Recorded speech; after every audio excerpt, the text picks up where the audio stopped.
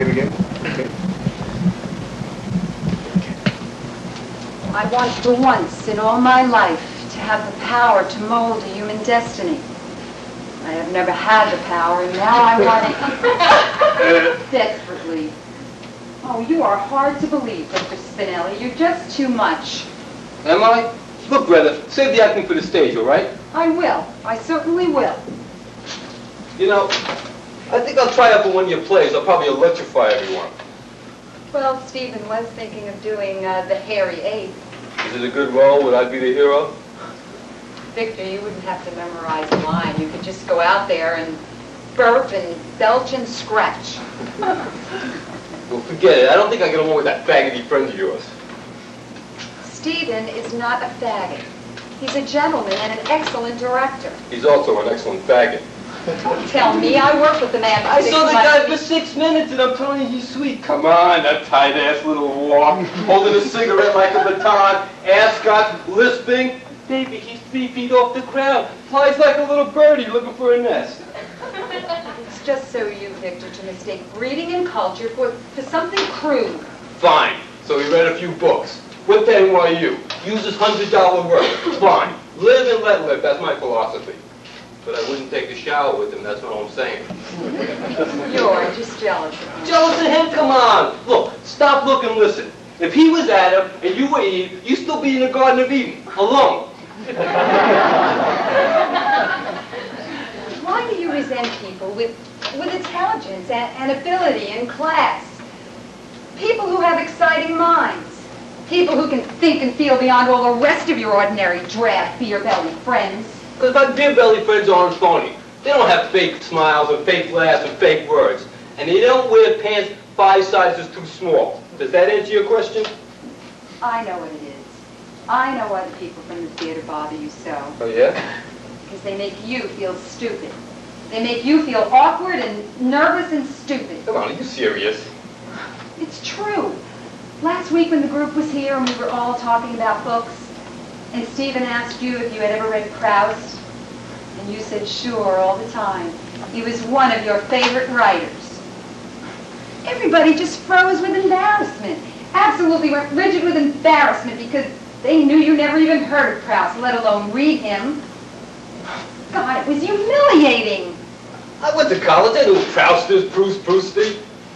You graduated with a business degree from NYU. I don't call that going to college. And even that took you 6 years to get. Well, it's too goddamn bad about you and your intellectual friends sitting around talking about Proust, drinking all my liquor, sitting around drinking all my booze and talking about, what's his name, the guy they made a movie about, that got drunk. Terrifying problems. Sure he did, and one of them was alcohol. And the other guy shot himself in the mouth with a shotgun. Hemingway. There you are sitting around for 2 hours talking about a drunk and a suicide, talking like crazy. Oh, he was marvelous. What perception, what depth. From gold depth. Those guys couldn't understand life. One drowns the scotch and he almost scatters his brains all over the living room.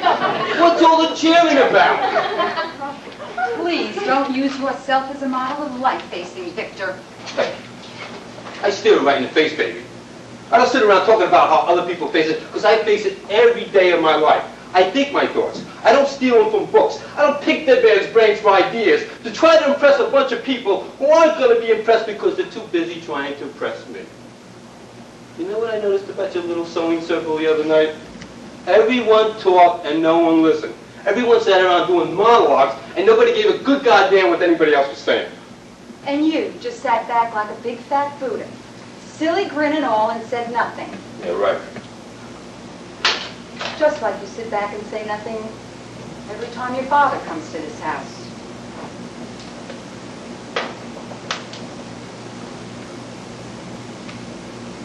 Let's leave my father out of this problem.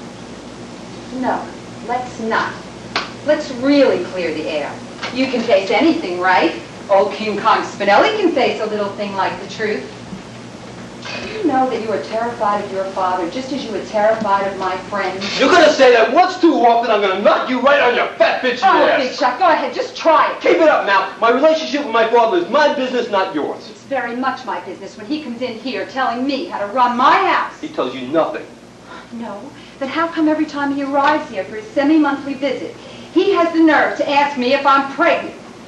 He doesn't even ask anymore. He demands it. Are you pregnant yet?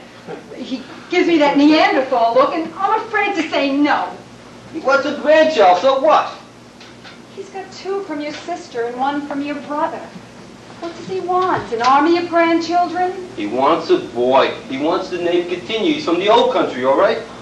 Yeah, he's from the old country, all right. All right, you said enough. I just want to tell him that we are living our lives separate from him. He is not going to terrorize me into having a child before I want one. He wouldn't understand. He's old-fashioned about that. But your father and I are going to come to an understanding. What's he going to do? Stop his annual donation to us? Cut you out of your share of the company? Fire you? He'd be very hurt. He had the nerve to ask me to go to a specialist to see if I could make babies. Make babies! We've been married for 5 years. It's a legitimate question, for Christ's sake. The man owns us. Do a good job for him. We're paying our own way. Oh, Victor, that's not true. Not really. Oh, this is insane, honey. I'd leave here with you tomorrow if you'd go back to the city and work with Harry again. Face the facts, Victor. Here with your father's firm, you'll always be a lackey, the son of the boss. I face the facts, but I'm going to prove to the old man that I can carry the weight of my share of the company. For God's sakes, you've been trying to prove something to your father for the last 30 years. You thought he wanted you to be a baseball player. You know what happens. You thought he wanted you to be a doctor. You flunked out. You've done everything he wanted you to and nothing you wanted. You keep telling yourself lies, pretending you're important to the company. Let's not talk about lying to ourselves. Don't tell me about daydreams. And what does that mean? That means a stupid community play acting has gone straight to your head. Dance lessons on Thursday, speech lessons on Monday, and you're not going to New York with any faggot to see any agent about any commercial. Understand? That agent is coming to the show tonight at Stephen's request. And if he likes my work, I am going to New York to read for anything that might come up. Well, he's coming to the play tonight.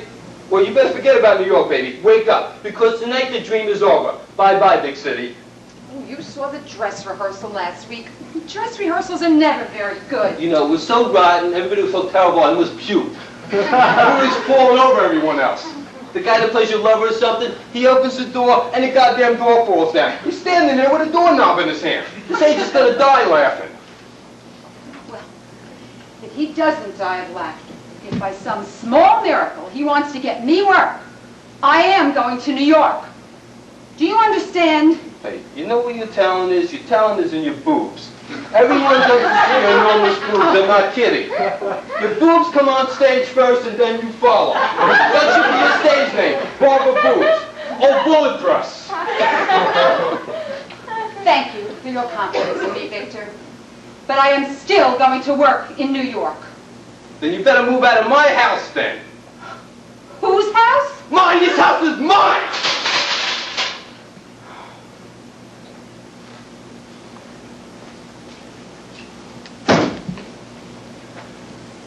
You know, this play acting, all started as just a simple diversion, an escape from all the sterility that surrounds me. Just a little exercise in female vanity. But now it's become all I have. It's become a necessity. And you're right, Victor. It's a daydream. But it's mine. And nobody gave it to me, and so I'm not afraid of anyone taking it away. And as things stand now, it may very well be the most important thing in my life.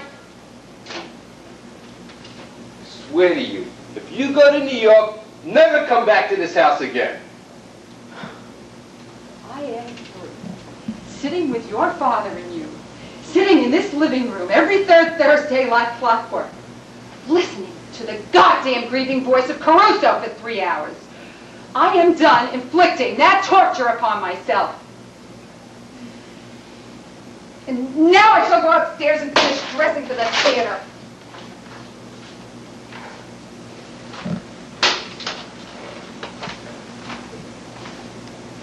You know what I think?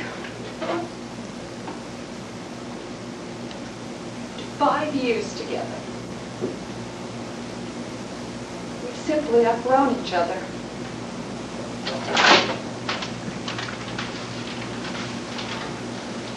Scene.